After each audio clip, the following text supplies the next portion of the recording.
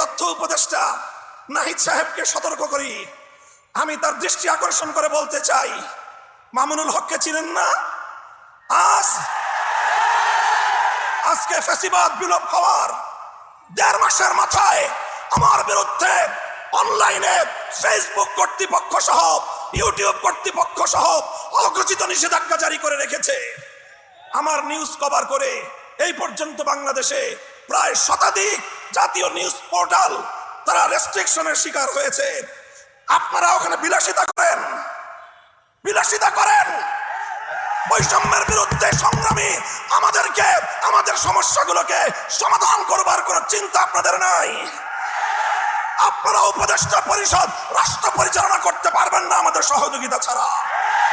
আমার এই বক্তব্যের 24 ঘন্টার মধ্যে যদি আপনারা কোনো ব্যবস্থা গ্রহণ না করেন, আমরা আপনাদের বিরুদ্ধে ব্যবস্থা গ্রহণ করতে পারি।